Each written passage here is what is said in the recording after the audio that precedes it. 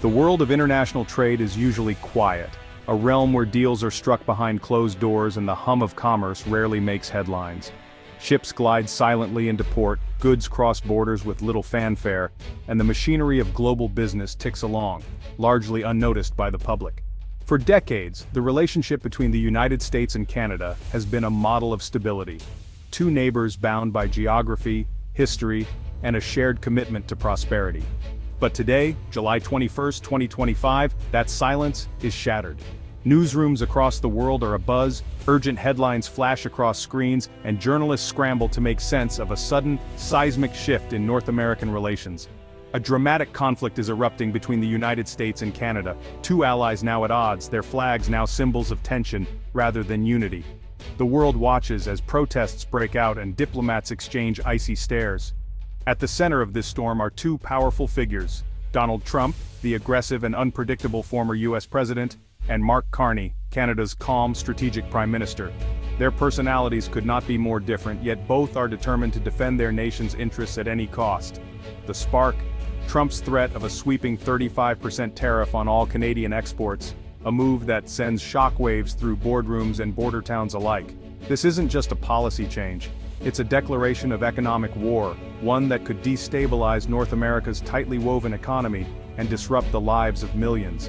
This isn't just another trade spat, it's a direct challenge to decades of partnership and economic integration. The handshake that once symbolized trust is now broken, and the agreements that built a continent are suddenly in jeopardy. Economists and analysts debate the consequences, but one thing is clear: the stakes have never been higher. Carney's response is swift and bold. He's leveraging Canada's dominance in potash, a vital fertilizer ingredient that feeds crops around the world, to push back against American pressure. Standing at a mining site, he makes it clear that Canada holds powerful cards of its own. By threatening to control the global potash supply, Carney signals that Canada won't be bullied. The world's food supply and the economies that depend on it suddenly hang in the balance. Global markets react with alarm as supply routes are redrawn and uncertainty spreads. The stakes are enormous: millions of livelihoods, from factory workers to farmers, and the future of global trade alliances hang in the balance. Stock markets tumble, businesses brace for impact, and ordinary people wonder how this standoff will affect their daily lives. This is a test of leadership, strategy, and the resilience of a relationship that has shaped a continent. As both leaders huddle with advisors and diplomats race to find common ground, the world is reminded that even the closest partnerships can be tested in unexpected ways. The world is watching every move, every statement, every negotiation. Who will blink first? The answer could redefine not just the future of North America, but the very nature of global trade itself. At the heart of this crisis are two leaders with starkly different styles. Mark Carney, a former central banker, is calm, analytical, and values consensus. He believes in rules-based order and quiet negotiation. Donald Trump, by contrast, thrives on disruption and confrontation. For Trump, trade is a zero-sum game. He uses threats and public pressure to force concessions. Carney's response to Trump's tariffs isn't bluster. It's a calculated move targeting a key American weakness. This isn't just a personality clash, it's a battle of worldviews: cooperative internationalism versus nationalist brinkmanship. Carney's steady resolve is tested by Trump's relentless tactics, while Trump faces a kind of resistance he didn't expect. The outcome will be a verdict on which leadership style prevails in today's turbulent world. Carney, sometimes called the Trump whisperer, now faces his toughest challenge yet. The conflict escalated with a blunt letter from Trump to Carney: a 35% tariff on all Canadian goods, effective August 1st. This was no empty threat. Trump was betting that economic pain would force Canada to yield. The USMCA, meant to stabilize North American trade, now hangs by a thread. For Canada, the stakes are dire. 75% of its exports go south, and a tariff of this scale could devastate key industries. Trump's move is classic: bold, headline-grabbing, and designed to dominate negotiations. But it's a risky gamble. A trade war would disrupt American supply chains and raise prices for US consumers. Trump is betting Canada will fold before the damage hits home. The pressure on Carney is immense. But he's about to play a card no one saw coming. The world braces for Canada's response. The showdown is set. Carney doesn't back down. He counters with a move that shocks markets. Canada will control its potash exports. As the world's top potash supplier, Canada holds a vital resource for global agriculture, especially for U.S. farmers. The plan restrict exports, impose taxes, or even nationalize mines if needed. Suddenly, potash becomes a strategic weapon, putting pressure on Trump's political base in America's heartland. This marks a dramatic shift for Canada, long seen as a champion of open markets. Carney's strategy is about leverage, not just retaliation.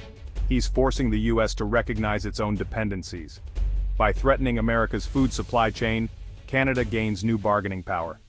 Ottawa hopes this will bring the U.S. back to the table on equal terms. Canada's green gold is now its strongest shield. The balance of power has shifted. Carney's potash move sends shockwaves through the global economy. Potash prices soar as buyers scramble, exposing the world's reliance on Canada.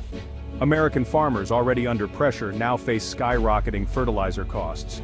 Farm groups warn of bankruptcies and higher food prices. Trump's political base is in turmoil.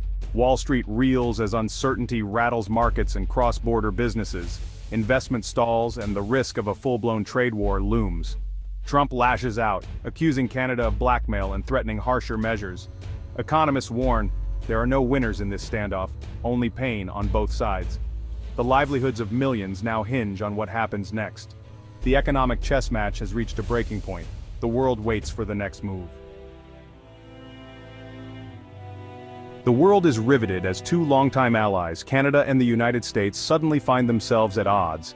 What was once a seamless partnership is now marked by tension and uncertainty as the potash gambit unfolds on the global stage. Canada's bold move to leverage its potash resources sends shockwaves across continents, disrupting established trade patterns and forcing nations to rethink their economic strategies. The global community watches as trade routes are redrawn and shipping lanes realigned, signaling a new era of competition and adaptation. Countries that have long depended on Canadian resources or the vast U.S. market are now scrambling to secure their own supply chains. Governments and corporations alike are racing to find new partners, diversify suppliers, and protect their economies from potential shortages. Major agricultural powerhouses such as Brazil and China, both heavily reliant on fertilizer imports, urgently seek alternative sources to keep their crops growing and their food supplies stable. In their search, they turn to Russia and Belarus, two nations eager to expand their influence in the global fertilizer market. As these new trade relationships form, the balance of power in global agriculture begins to shift. New alliances emerge, with countries forging unexpected partnerships, as North America's once solid relationship shows signs of fracturing. Diplomatic channels buzz with activity as leaders negotiate, strategize, and try to secure their nation's interests. International organizations like the United Nations and the World Trade Organization step in, calling for calm and urging all parties to resolve their differences through dialogue rather than escalation. Economic experts warn that this dispute threatens the very foundation of global trade, raising fears of a wider crisis that could impact everything from food prices to international relations. The world is left to wonder, if even the closest of allies can spiral into economic warfare over strategic resources, what hope is there for global stability?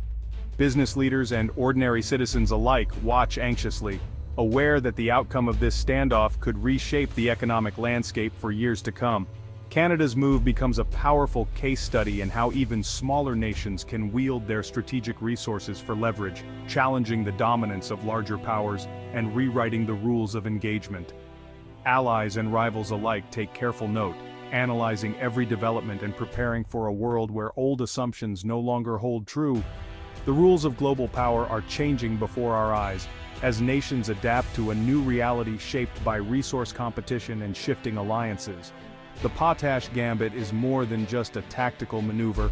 It's a clear signal that the old order is up for grabs, and the future of global trade hangs in the balance. As the trade war heats up, both leaders face fierce political pressure at home.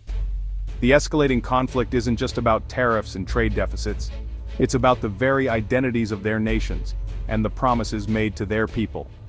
Every move on the international stage reverberates back home, fueling debates and dividing communities. In Canada, Carney's boldness rallies many, inspiring hope that the country can stand tall against its powerful neighbor. Supporters see him as a symbol of resilience and national pride, but critics warn of economic disaster, cautioning that his aggressive stance could backfire, risking jobs and livelihoods. Opposition leaders urge a return to diplomacy, fearing that confrontation will only deepen the crisis. Carney must walk a tightrope, balancing the surge of national pride with the very real risks to jobs, prosperity, and the stability of Canadian industries. Every decision he makes is scrutinized by workers, business leaders, and families who fear for their futures. In the US, Trump's base cheers his tough talk and promises to put America first. But as the trade war drags on, the reality hits home, especially for farmers who are suddenly facing soaring costs, shrinking markets, and mounting uncertainty. Their support begins to waver as they demand relief and answers. Farm state politicians from both parties, feeling the heat from their constituents, pressure Trump to resolve the crisis before it destroys their communities. The political cost of inaction grows with every passing day, as rural America's patience wears thin. Trump is caught in a bind, torn between his image as a tough dealmaker and the pain his policies inflict on his own supporters. The backlash is growing, and even his most loyal voters are beginning to question the cost of his strategy. Both leaders are now fighting for political survival, not just economic advantage. Their reputations, legacies, and the trust of their nations hang in the balance as the stakes rise ever higher. The stakes are deeply personal, and every decision is scrutinized by the media, political opponents, and the public. One misstep could mean the end of a career or a shift in the nation's direction. Domestic divisions threaten to undermine their negotiating positions as protests erupt and political debates grow more heated. The unity they need to negotiate from a position of strength is slipping away. The outcome of these tense negotiations will shape not just trade policy, but the future of both leaders and the direction of their countries for years to come. The pressure cooker is about to explode, and the world is watching to see who will blink first. With economies strained and political stakes sky high, negotiations resume under intense pressure. The dynamic has changed. Canada now wields real leverage with its potash threat. U.S. negotiators, desperate to stabilize fertilizer supplies, must address Canada's demands. The talks are tense, with trust shattered and every proposal weighed for political fallout. Neither side wants to appear weak, making compromise elusive. The world watches as the deadline looms. Will diplomacy prevail, or will tariffs and restrictions trigger a trade war? The fate of North America's economy hangs in the balance. Success could restore stability, failure could unleash chaos. Everything depends on what happens at the table. No matter how this ends, the US-Canada relationship is forever changed. Trust has eroded, and the myth of guaranteed stability is gone. Businesses are rethinking supply chains, and Canada is accelerating efforts to diversify trade beyond the US. This crisis is a wake-up call. Economic power now comes in many forms, not just size. Canada's use of potash sets a precedent for how smaller nations can push back. The world is watching to see if old friends can find a new way forward, or if this marks the start of a more fragmented protectionist era. The future of North American prosperity and global order hangs in the balance. The next chapter will be written by how these two nations choose to move on from the brink.